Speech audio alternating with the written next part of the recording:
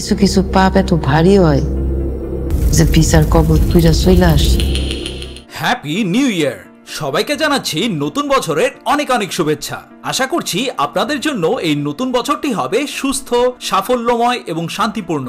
সংখ্যা আর দৈর্ঘ্যে সংক্ষিপ্ত হলেও গত বছরের বাংলাদেশি সিরিজগুলো ছিল যথেষ্ট মানসম্পন্ন ও সন্তোষজনক।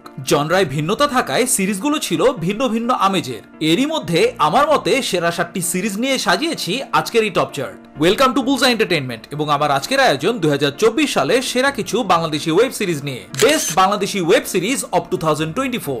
যেহেতু সবসময়ের মতো এই তালিকাটা আমার ব্যক্তিগত পছন্দের ভিত্তিতে বানানো হয়েছে, সেহেতু এখানে আমার পছন্দের জনরা ও কনসেপ্টের প্রেফারেন্স থাকবে। চলুন দেখে নেই কোন কোন সিরিজ থাকতে চলেছে এই টপ চার্টে। 7, আধুনিক বাংলা হোটেল। আপনারে বলেছিলাম না স্যার যে এই দিঘিতে মানুষের সাইজের মাছ পাওয়া যায়। কাজী আসাদ পরিচালিত ফ্যান্টাসি হরর জনরার প্রতিটি এপিসোডে মূল ভূমিকায় অভিনয় করেছেন মোশাররফ করিম। বোয়াল মাছের ঝোল, খাসির পায়া ও হাঁসের সালুন নামের 3টি এপিসোডে দেখানো হয়েছে 3টি চমকপ্রদ গল্প, যার প্রতিটার সাথে কোনো না কোনো ভাবে খাবারের সম্পর্ক রয়েছে। আমার কাছে প্রতিটি এপিসোডের নির্মাণই বেশ ভালো লেগেছে, তবে হাঁসের সালুন ছিল আউটস্ট্যান্ডিং। আর বলাই বাহুল্য যে এপিসোডগুলোতে মোশাররফ করিমের পারফরমেন্স ছিল দুর্দান্ত। 6, সিনপাট।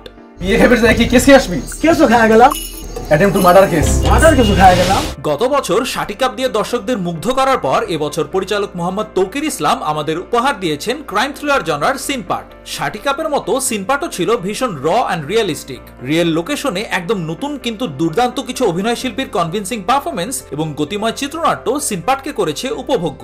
তবে শাটি কাপের মতো অলমোস্ট একই সেটিং এ এবং একই স্টাইলে নির্মিত হওয়ায় তেমন কোনো নতুনত্ব ছিল না সিনপাটে। 5, গোলাম মামুন। আমার কিছু নাই মিলন, সারা জীবনের অর্জনই পুলিশের ব্যাজ আর সম্মান। I am fighting for my honour.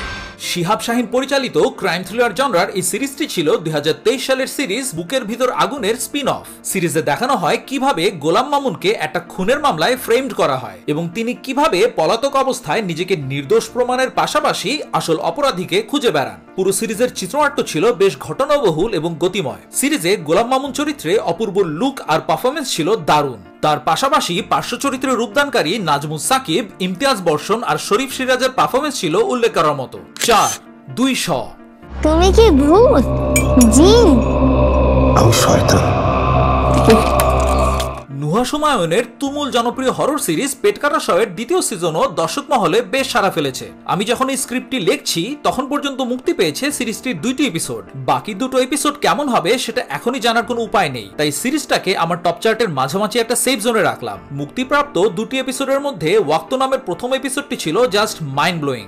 এর কনসেপ্ট, এক্সিকিউশন, অভিনয় শিল্পীদের অভিনয় আর ইনহেরেন্ট মেসেজ এই সব ছিল টপ নচ। দ্বিতীয় এপিসোডটি প্রথমটির মতো মাইন্ড ব্লোয়িং না হলেও যথেষ্ট ভালো ছিল।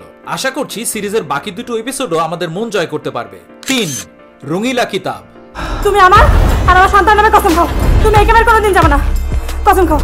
অনম বিশ্বাস পরিচালিত ক্রাইম থ্রিলার জনরার এই সিরিজ আমরা দেখতে পাই একজন প্রাক্তন গ্যাংস্টার তার স্ত্রীকে নিয়ে সাধারণ জীবনযাপন করছিল। ঘটনাচক্রে সে এক অপরাধের সাথে জড়িয়ে পড়ে এবং মিথ্যা খুনের মামলায় ফেসে যায়। সিরিজটির চিত্রনাট্য ছিল টানটান উত্তেজনাময় এবং এই জনরার একটা গল্পকে বিশ্বাসযোগ্য করে তোলার জন্য যেরকম র অ্যান্ড রিয়েলিস্টিক প্রেজেন্টেশন দরকার ছিল তা খুব ভালোভাবেই ছিল এই সিরিজে।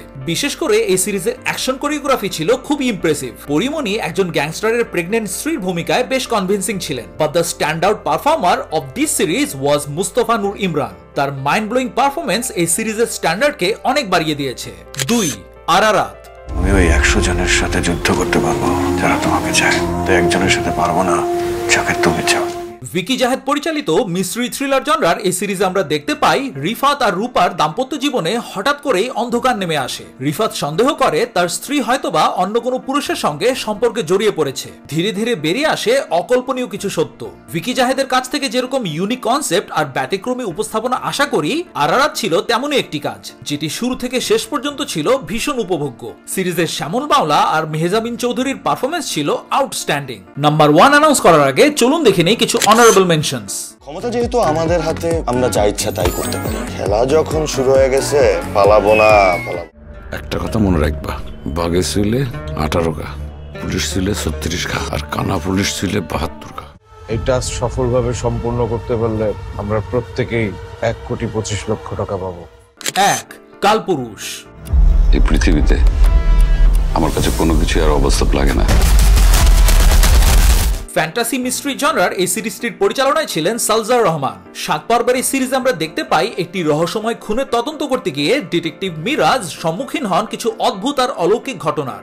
একে তো মিস্ট্রি থ্রিলার, তার সাথে টাইম ট্রাভেলের angle. It was definitely my cup of T. Time ট্রাভেলের কনসেপ্টটাকে এই সিরিজে যেভাবে দেখানো হয়েছে এবং সিরিজটার ফিনিশিংটা যেভাবে হয়েছে তা ছিল খুবই সন্তোষজনক এবং প্রশংসনীয়। সিরিজটার টেকনিক্যাল অ্যাসপেক্ট, বিশেষ করে প্রোডাকশন ডিজাইন ছিল টপ নচ। সিরিজে ডিটেকটিভ মিরাজের চরিত্রে এফএস নাইমের বডি ট্রান্সফরমেশন আর অভিনয় ছিল দুর্দান্ত। প্রিয় দর্শক, এই ছিল 2024 সালে মুক্তিপ্রাপ্ত বাংলাদেশি ওয়েব সিরিজগুলোর মধ্যে থেকে আমার প্রিয় 60টি সিরিজ নিয়ে তৈরি এই বিশেষ টপ চার্ট। 2024 সালে কোন সিরিজগুলো ছিল আপনার পছন্দের তালিকায় জানান কমেন্ট সেকশনে। ভিডিওটি ভালো লাগলে লাইক ও শেয়ার করুন এবং এই চ্যানেলে এরকম ভিডিও নিয়মিত দেখতে চাইলে এই চ্যানেলে সাবস্ক্রাইব করে আমাদের সঙ্গেই থাকুন। আপনারা সবাই ভালো থাকুন, সুস্থ থাকুন, নিরাপদে থাকুন। সবাইকে আবারও নতুন বছরের শুভেচ্ছা জানিয়ে বিদায় নিচ্ছি। আল্লাহ হাফেজ।